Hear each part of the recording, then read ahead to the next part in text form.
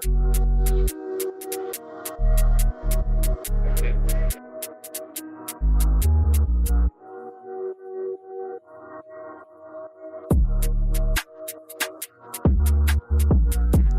living in Europe for 10 years, I'm back in Australia making another Monkey District documentary. I like exploring subcultures that feel real and unfiltered, and sharing this so more people know what's out there. I'm living in Brisbane, Australia, and currently I'm making one about the rap scene. Yeah, it's a huge task. Yeah. I feel for you, honestly.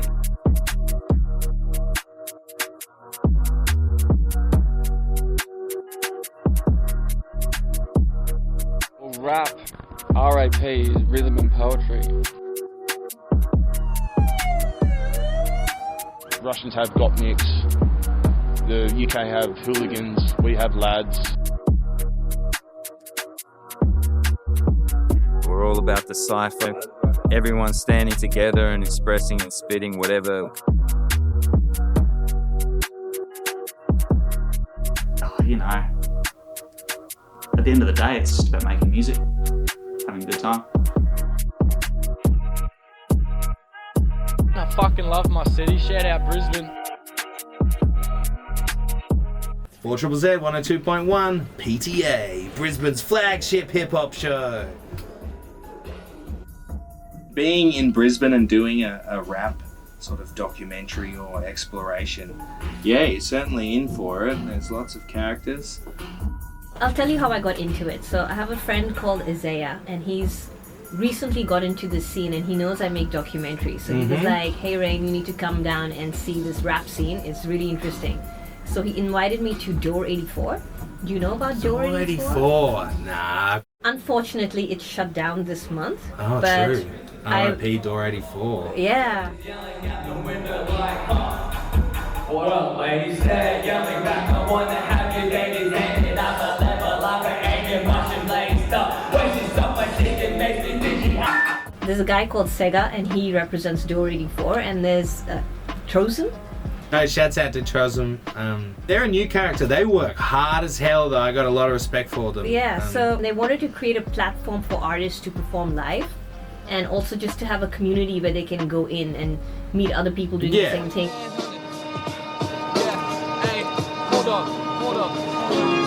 So this was that's the like cypher thing they do, There's isn't the it? Sunday Sunday cypher, cypher, right? Under Wrap Sunday I cypher. do know about I know about that. Trozum does a lot of good work, and like it's not a scene that has a lot of infrastructure or has a lot of resources. So yeah, you do kind of just need to come in and be like, fuck it, we're filming a Sunday cypher at this venue, and like as you said, you know, there's certain characters that are always there. Like this is their favorite thing on earth is rapping. I noticed that about Flowzap.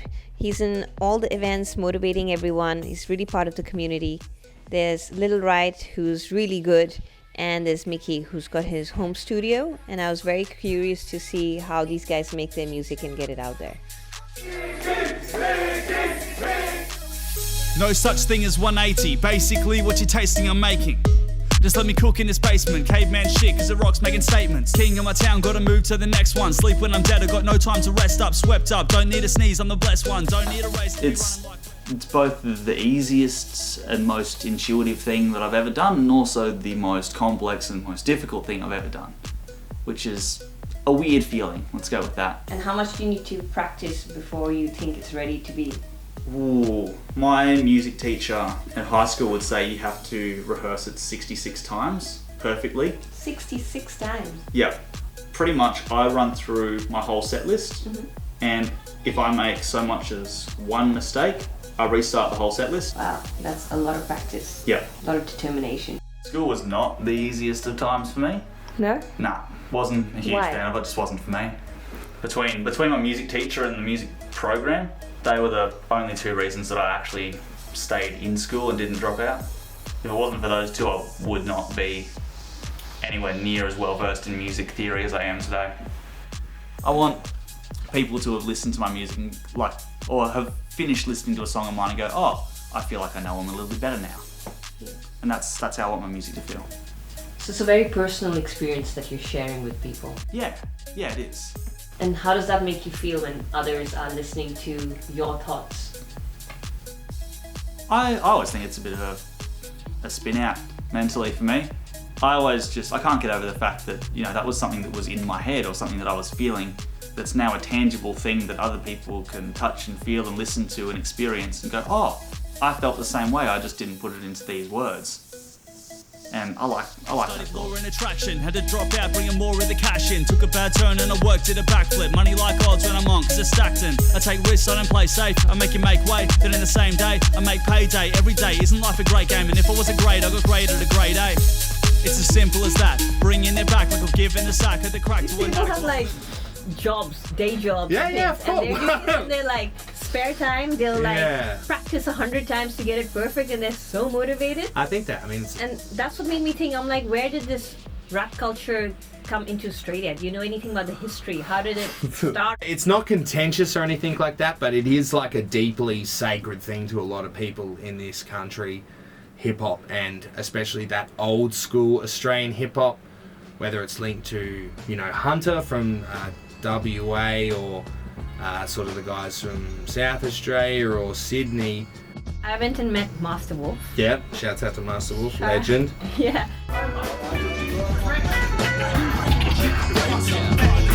Breaking it down to the tiniest scale, your mind fathom be the circular patterns, electrons within the atoms, and of course it's the same gravitational forces that causes the planets and moons to make orbits. It all fits in all that we see but can't see it, can't perceive it, but still we believe it, cause that's what the science said. But I rely upon the most high instead and walk the Master Wolf explained that Brisbane's rap scene in the 90s was small and underground, with artists like Lazy Grey, Resin Dogs, and the 750 Rebels active in the subculture. After 8 Mile hit the cinemas in the early 2000s, rap gained wider recognition globally, which, along with the rise of groups like Butterfingers and Hilltop Hoods, helped lift the local scene and gave the Aussie sound more visibility. Shout outs to dudes like Lazy Grey and the Resin Dogs, who were pioneers from Brisbane since way back in the day. In Brisbane, anyway, talking about, there wasn't much freestyle stuff happening for a little while there, but that doesn't mean it wasn't popular and people weren't doing it. It just, there wasn't many events at the time, so we started doing this, and then we saw by the amount of MCs that come here that it is popular. They just needed, places to do it. All right, what's up? I'm Master Wolf, here tonight hosting Freestyle Fridays. And yeah, we're all about the cypher, we're all about the circle, cypher culture, everyone standing together and expressing and spitting whatever comes out, whatever they feel, and raising each other up and raising that vibe up. That's what we're about, Freestyle Fridays.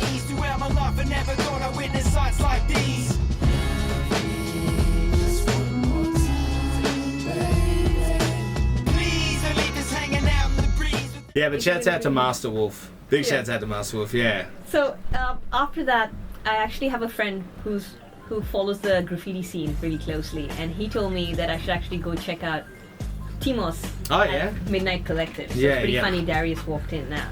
That's the first time I kind of realized there's a correlation between graffiti and rap. But yeah, it came out of, I'd say, the graffiti side of American hip-hop, like painting trains, block parties, vinyls, that sort of stuff. I'd say that's where it came from. It came over to Australia, and like, we're thinking, how do we do it? Well, we got shitloads of trains. Let's paint the shit out of these trains and then make rap. And I think, people like, there's a lot of different forefathers of Aussie hip-hop. You couldn't really say it's one, because it's not like American hip-hop. It didn't start here. So like, it was always adapted by different people at different times. And like, not everyone is connected in this giant lineage. Like, the guys that painted trains and made that sort of hip-hop, they only passed that on to maybe 20% of the current scene. Okay. Everyone else is from other shit. In my opinion, like, from where I've sort of come from, if you can't rap, you graph, and if you can't graph, then you rap. The graffiti scene doesn't tie into the rap scene. The rap scene ties into the graffiti scene. The graffiti scene's way stronger than what the rap scene is. Okay. People start off as writers, then they become rappers. That's normally the new not the new, but like that's the lineage that most people follow. With Oz rappers, we kind of have our own like thuggish vibe, and same when it comes with the painting, it's like, you know, people get known from the painting, people get known from the music. That's why it ties in very, very well. We make our stuff to stand out from everybody else.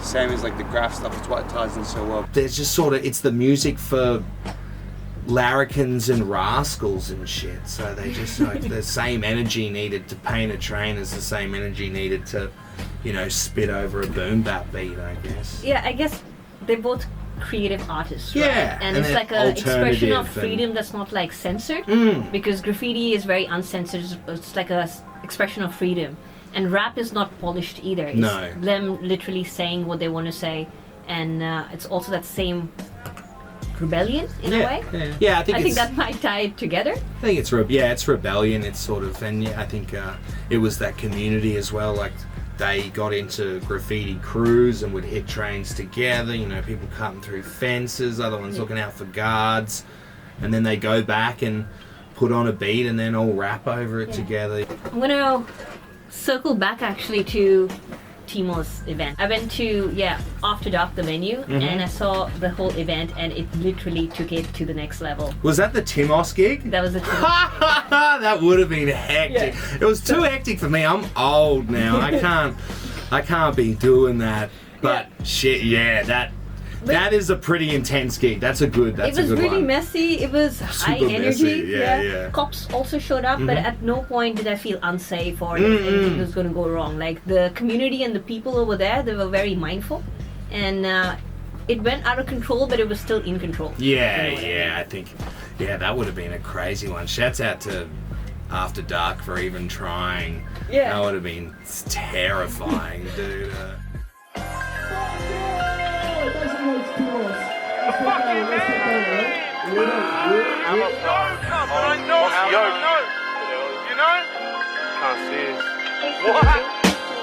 Cobain and caviar, these coal stains on the camouflage. A5 on the menu, my ombre on abattoir. I've been on a roll since a cold when I had to start. Foot flats on my jacks, time to saddle up and down the suite with a pocket full of round ones. They sobby in the lobby, ain't no wonder they ain't found us. All my flowers purple, your person tastes like round. My name's Timos. I'm a Queensland rapper. I'm from Blackall, but I'm a Brisbane boy.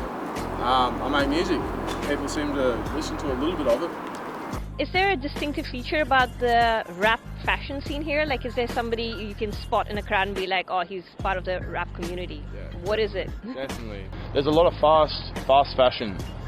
And there are a lot of people that are trying to feed people McDonald's and tell them that it's Michelin star too, you know?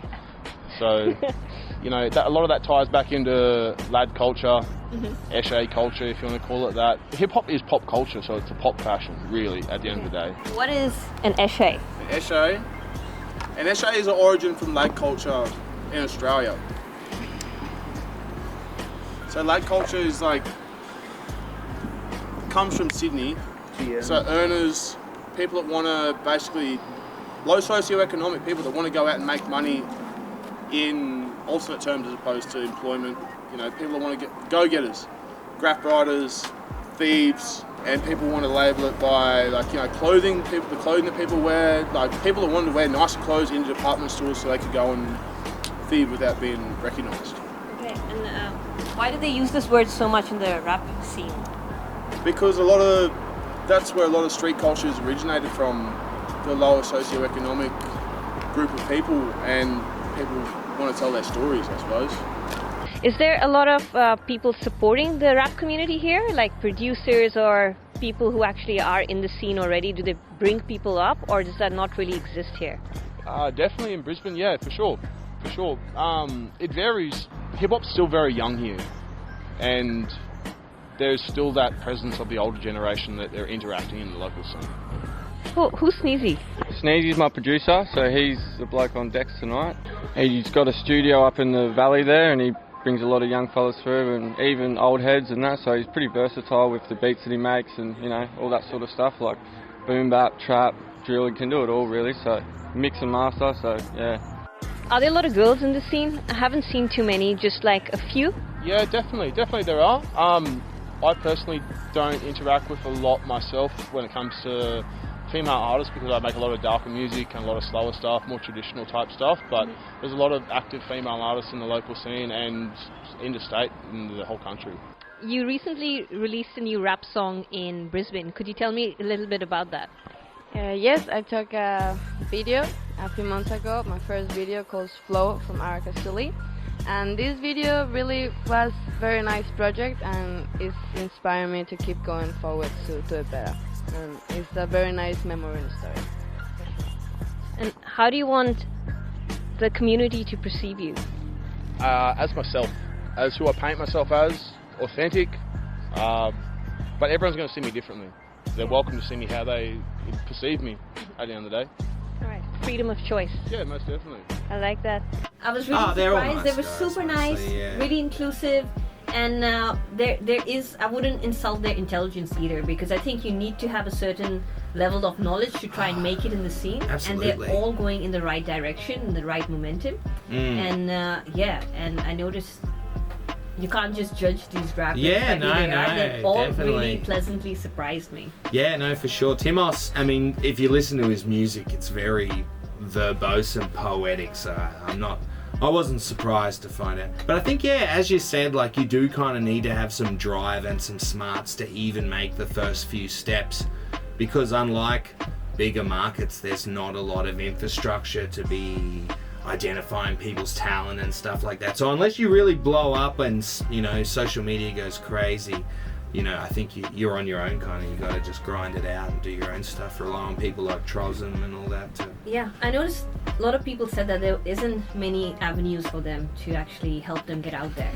Yeah, because it's just not there's not an audience out there. People, it's hard, like, it's a depressing topic as well, in the sense that when you really break down the numbers and if you want to make this a job, there has to be customers and all that sort of stuff. Yeah. And the scene, there's no distinct, like, Aussie hip-hop market really anymore.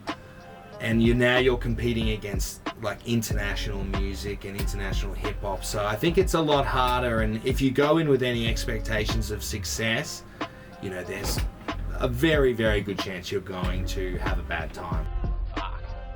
Stick to a day job, man. It's not all sunshine and rainbows, honestly. It's a lot of stress, a lot of anxiety, a bit of depression goes into this shit. You know, a lot of money put into it, not to make back as much. I said that to somebody once before. I said, look, man, if you know truly that this isn't what you want to do, just go stick to a day job. But the people that really love it and, you know, like the chase, I think you can do it. Yeah, you can. It's a tough industry. But there's another guy actually, Eskii Jones. Yeah. He did a song with Timos, didn't he? Yeah, they released a new song, Heaven on Earth. Yeah, right. And it was like what you said, you know, like some people can just translate themselves better. Exactly, dude. Those guys are a good example, because you do talk to them and you're like, these are some naughty fellas. Like, these guys are a bit cheeky, a bit gronky. They're sort of hard asses.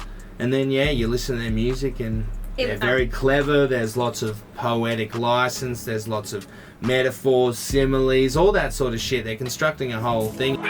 Express I smoke too much. Say that she wanted to help. I smoke these trees to help me ease, don't help me help yourself.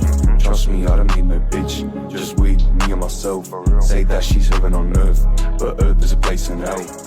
But also, I've noticed within the Australian rap scene, there's a bunch of subgenres. There's jerk, there's hood trap, there's rock influenced rap, there's Afrobeats influenced rap, and I went to all these events, right? So that's why I know this. But the biggest is Oz rap. Yeah. What can you tell me about Oz rap? So Oz rap, it's just like any other hip hop genre, but obviously it's through the lens of low socioeconomic Australia. So the references are different, the slang is different, and the sound is obviously a little bit different too. Certain American influences that have like sort of seeped overseas, we've curated a couple of different sounds and we've kind of run with them for the last couple of years. You're also part of this collective that brings people together. Could you also tell me a little bit more about that? Yeah, so I'm with Late Night Collective. We're an Australian media and events company. We've been throwing events in Brisbane for about 2-3 years, and we really kicked off last year with a couple of flagship events like The Pit and Up Next, which saw large scale sort of reach to national sort of scale. So yeah, just throwing on basically community events and showcasing events for Australian talent in Brisbane. We're trying to make that community in Ozrap even like better, like to more like people to be comfortable to come to Ozrap shows and like not to judge as much and like accept it, saying, oh, this is actually destigmatizing Ozrap is kind of our goal, you know, adding an intellectual element to it, adding an appreciation to the art, you know. Yeah, it's all about that, just adding to the art and showing people like this is what's happening in Australia. This is going to be bigger than most like pop shit anyway, but like it's just good. We're just trying to bridge that. Even every day we're getting closer and closer of the events we throw, and then like even artists we meet as well, like Ribby, Castor One, obviously the GOAT, the legend himself, Coates, Infant, Josie. What I believe Ozrap is, what I listen to, you know, you got your Taunts, you've got your Posse Shot, your Billy Bunks, you got all those people. I find that's true Ozrap. That similar sound ties more into the Ozrap subgenre, I guess you could say. Whereas rap in general in Australia, it can be anything. You know, you got people doing the auto-tune, trying to sound like Travis Scott. You know, you got people trying to do the Posse Shot shit. So there is actually a big difference. That is actually a good question. I did learn about it though for Ozrap, so because there's a lot of international people in Australia. Yeah. Well, so they can be part of, other than the indigenous. So. Exactly. They all can be part of Ozrap, even if they don't have the accent.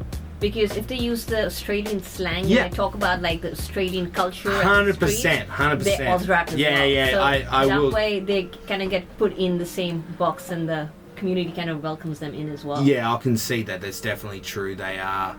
There is. It's not just the accent. Yeah, it's the slang. Like, I don't care what accent. If you say you're gonna like pull up and flog someone or something, like that's Australian to me. Like, if you mention like bunning snags, I don't care what accent you say it with. I've noticed Ozrap in general has a distinct sound to it. It's very emotional and deep and dark. I don't know about everyone else, but me specifically, I have this urge in my head to write down words. So it keeps me up at night. And it's a gift and a curse, I would say. My name's Tyron West. I'm from Brisbane, Australia. I'm Aboriginal. My tribe is Waka Waka. My stage name, rap name is Low. It's an acronym for Lame Hitter Originator. The fuck out, motherfuckers be dumb and the fuck out. Put them in the booth with me, they be bugging the fuck out. Y'all be inconsiderate and rude, motherfuckers. Step on my toes, I make you move, motherfucker. Lay you on the track, murder, you dead. With the evil thoughts I buried in my head. Cause everywhere I go, I see dumb. With your music, I've noticed you've got some really nice songs, and some of them are really dark.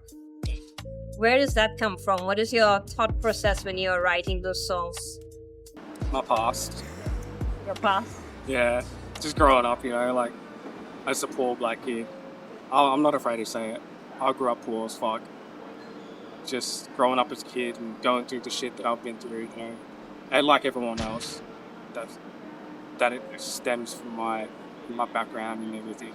I put all of that into the pen and the paper, so that's where it'll come from. And does rapping and creating music give you an outlet, so it makes you feel like you're somebody else for that moment, or it's more like writing your history and like writing a journal and remembering it, but also growing from it?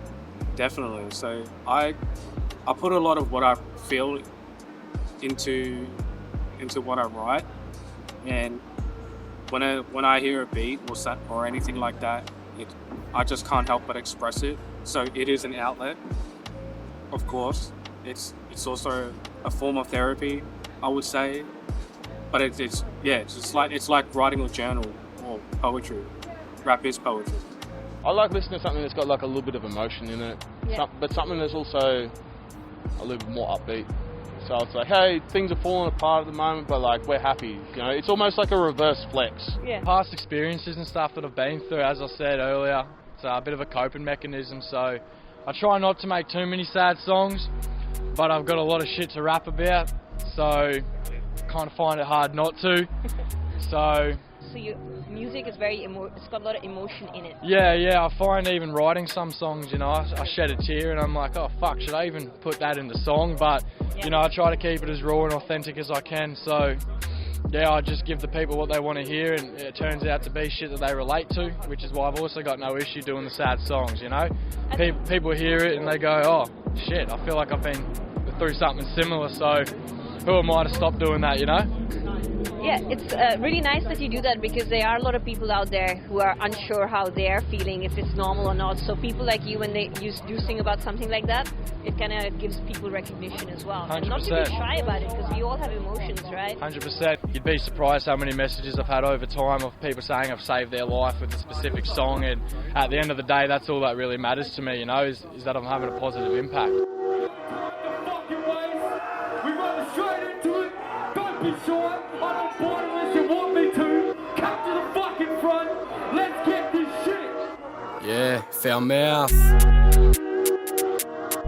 Casto 1.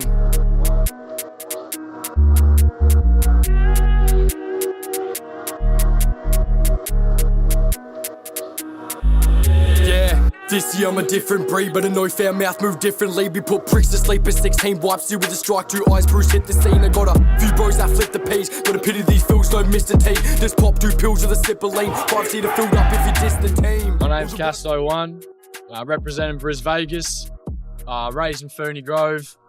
I guess you can call me a rapper. I do the music shit. I rhyme words with instrumentals. That's me.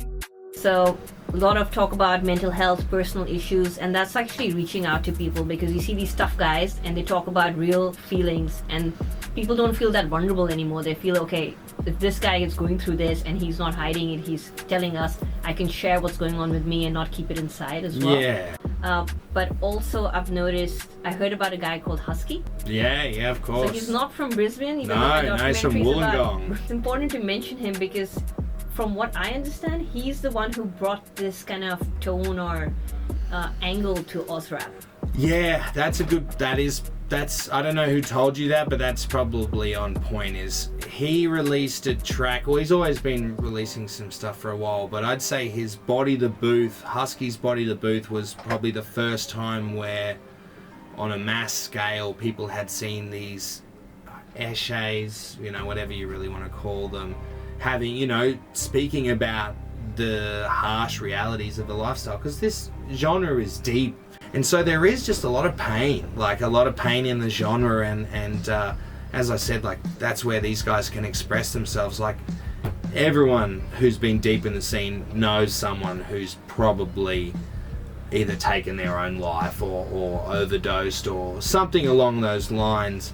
So, or even it's themselves have got really close to that state. So I feel like, yeah, you put on a haunting beat and that's the best way to express yourself when you're a sort of, you know, it's that toxic masculinity in a sense as well, where But it's like... Do you feel them singing about it is going to help them get that pain out, and the community actually, if they see somebody drowning, it's the kind of community that'll try to pull somebody out? Yeah, I like to hope so. It's also a community that deeply romanticizes it as well, so it's hard to say if seeing it is making people want to not go through it or making people want to go through it so they can get to that level of like dark wisdom as well. But yeah, Eskii definitely someone who started linking that brutal emotional reality to that harder hip-hop, because usually that harder hip-hop has stayed away from those topics, I suppose.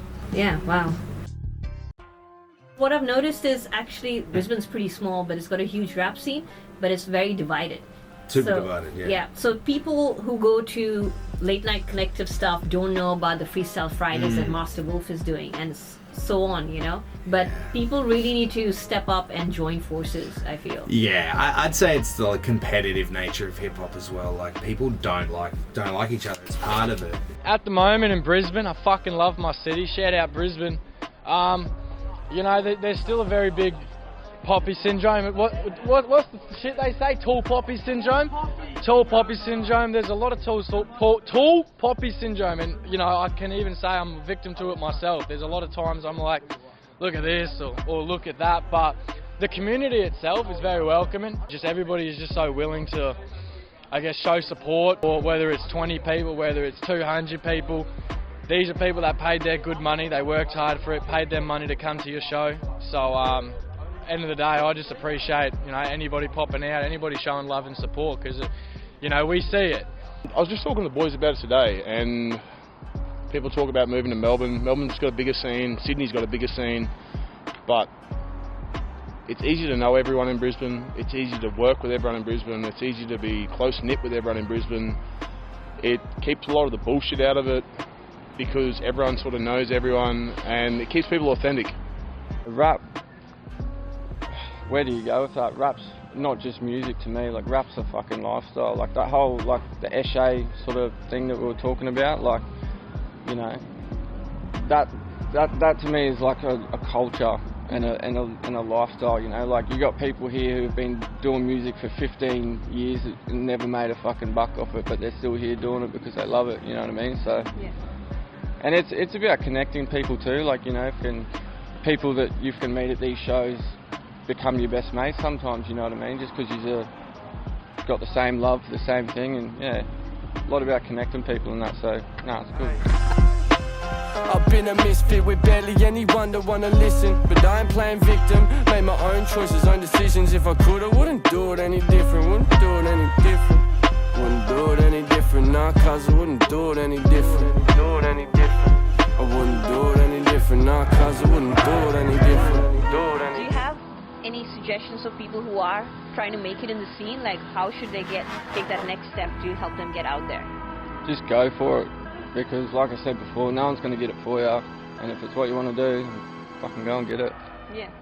I don't have any good advice on how to, like, make it or what to do. I'm sorry, guys. There's no easy way. You just have to fucking love it and just keep making it for reasons that aren't explainable. Any artists out there who are doing your music and trying to put it out, instead of putting your music on Bandcamp and encouraging your fans and other artists you know to go on there to get music, because it actually is a way better deal for artists.